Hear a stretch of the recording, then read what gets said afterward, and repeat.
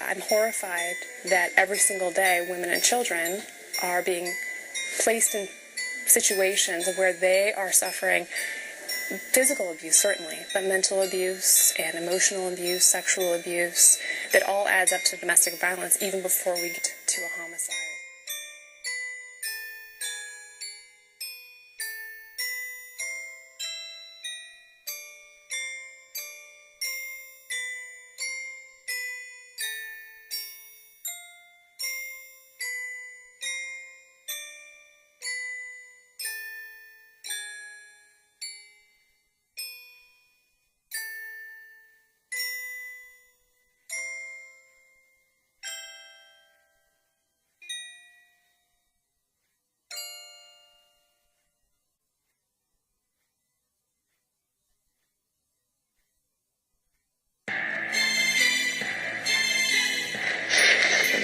But there you go. So we're ready to proceed with sentencing assault in the 4th degree? Yes, Your Honor. Okay.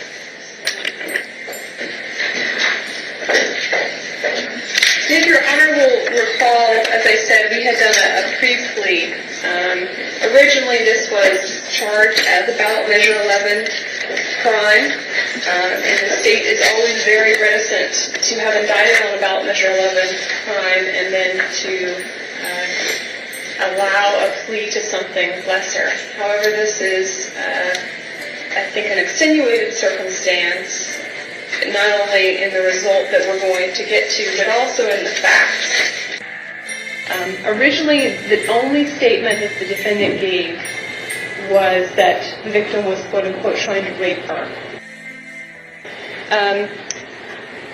There have been extensive plea negotiations between the parties. I think Mr. Griffell and I have had a number of conversations. We've met with Your Honor. The bottom line is that the defendant caused these injuries, and I think the defendant would, if we were to go to trial, claim a self-defense type of argument. And even given that, taking all of those facts in light most favorable, I think Mr. Griffell and I have had conversations about the reasonable use of force, and that perhaps the state could overcome that argument if need be because of the injuries sustained by the victim and the lack of injuries sustained by the defendant at all.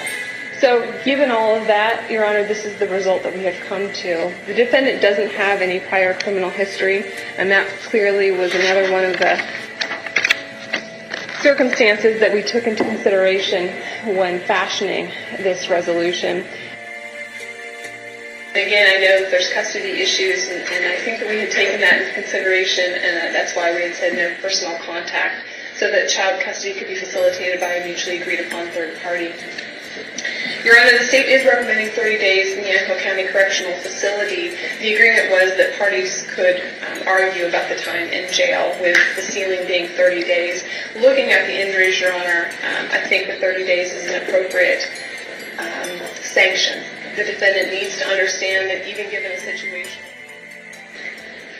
I'm going to require that you pay a $107 unitary assessment plus a $500 Chapter 163 assessment, and you can meet with the folks in room 135 right down below where we are to make arrangements to pay that. If you pay it all at once, that'll be to your advantage, or if you pay it within 30 days, that'll also be. The only statement that the defendant gave was that the victim was, quote-unquote, trying to rape her. This is the final determination of this case, which means it's subject to appeal if you choose to do so. There's not a lot you can appeal when you plead guilty, but more information is available on the back of your plea petition, a copy of which I know was previously provided to you.